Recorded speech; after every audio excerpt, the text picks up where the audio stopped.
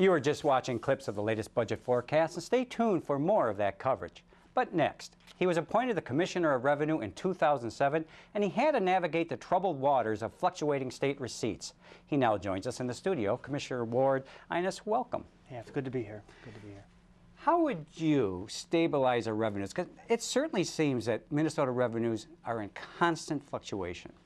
Well, it certainly seems that way for the last 8 years. There's no question about that.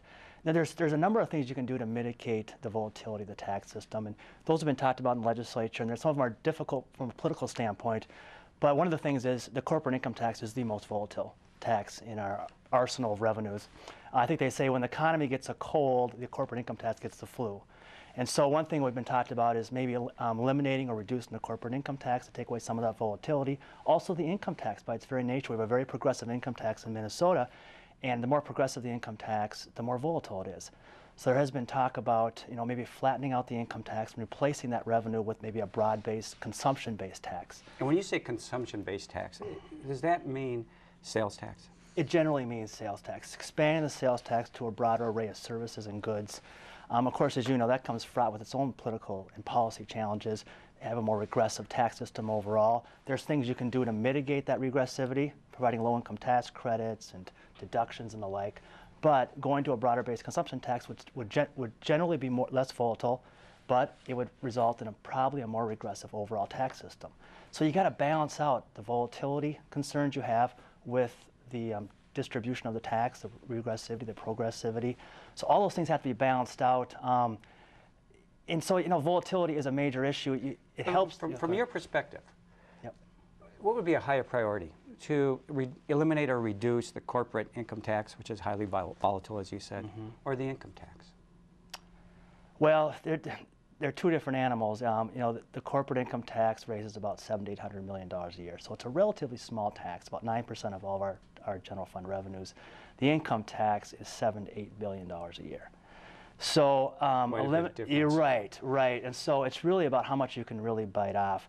And the part of the tax that's most volatile is the upper income individual. So the capital gains really fluctuate. You'll hear Tom Stinson talk about the capital gains are one of the reasons why there's so much volatility in the system.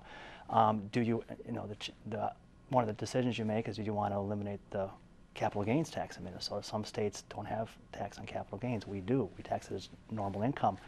That is a politically difficult road to hoe. So the income tax is so much larger, and we have a very progressive income tax. It's our largest state revenue source. So if you want to flatten that out, you got to expand the sales tax base or do something aggressively to replace that revenue source. And that's challenging, as you know. That's a challenging proposition. So the volatility is a real concern, but I think it probably takes a back seat to revenue adequacy.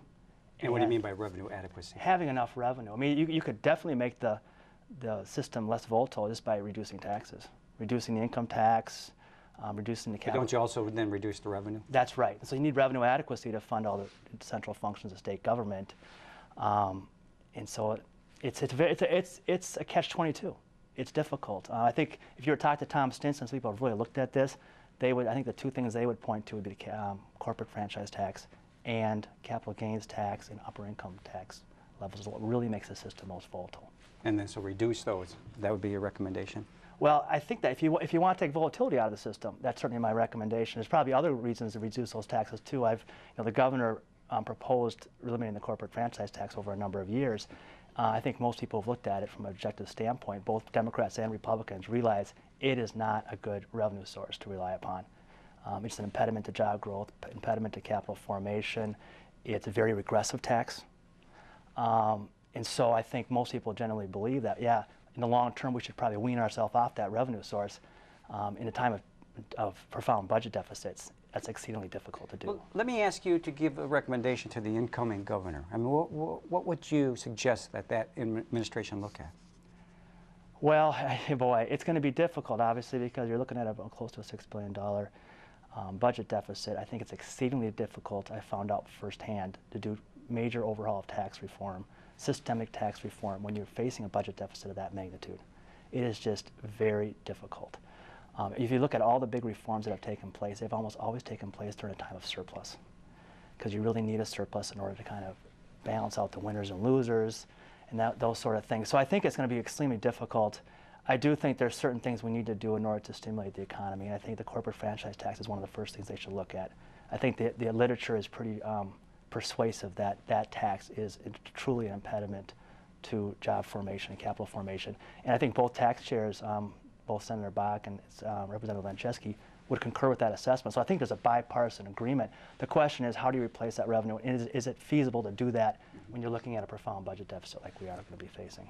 Well, let's move on. Governor Plenty issued a statement regarding your resignation and calling you, quote, a highly respected advocate for our agenda since the beginning of my administration. His commitment to sound tax policy and his bipartisan credibility with legislators helped enact much-needed improvements to Minnesota's tax system. What are some of the accomplishments of the administration? Well, I think, I kind of break them down in two areas. There's the accomplishments on the public policy side. You know, Governor had a very strong opinion about tax policy and what the tax system should look like. We did what we could within the tight budget constraints that we had to try to push forward some of those things. In the last session, the angel investment credit was an important thing that we've been working on for years. We finally accomplished that. Enhancing the R&D credit, we've been working on that for a number of years. We finally accomplished that. And generally just tamping down the instinct to raise taxes at a time of profound budget deficits and a recession. I think those are the things I look at and point to from a policy standpoint that we made some real progress, or at least didn't make matters any worse. And in a time where you're having systemic budget deficits, one after another, I think that's a major accomplishment in and of itself. My biggest regret about all that is that we never did the large systemic reform that I always hoped we could do. And it was just so difficult to dig out from one budget deficit after another. It was very difficult to focus on that larger systemic reform. So you really have to do some of the boutique things and try to make things better here and there and try to tweak a few things, not make anything worse. And that was kind of the major accomplishment on the policy side. From a department standpoint, the biggest achievement I think on my watch was employing the integrated tax system. The legislature was kind enough to find the resources within tight budget constraints to fund that $30 million system, but it's going to enhance tax compliance. It's going to be a more taxpayer-friendly system, and it's state-of-the-art, best in the nation. And I think that is probably from just an agency standpoint, making the tax system better for taxpayers. That was probably a big accomplishment. We only have about 30 seconds left, but what's next for Ward Einess? Well, that is a very good question. You know what? I've taken a little bit of a leap of faith. I've never done anything really entrepreneurial in my life, and so I'm going to go out and do my government relations thing on my own. One of my mentors back many years ago was Dwayne Benson, Senator Benson, and he always admonished me about, Ward, just don't take layups in life. Take a three-pointer once in a while. If you rim it, and that's life. So, I'm going to try and take a three-pointer, and I'm going to go out and start my own government relations practice. I got a feeling I'll still be hanging out in the tax committee a lot, rubbing elbows with the same folks that I worked with over the years. I still love being around the process and the legislature and the decision makers. I still think it's a high-energy place, and I would miss it if I was away from it. And so I'm going to be around wandering the halls of the Capitol at least for the next few years. Well, good luck to you, Commissioner, and I hope on that three-point shot, swish. Thank you. I appreciate that. Thank Thanks. you.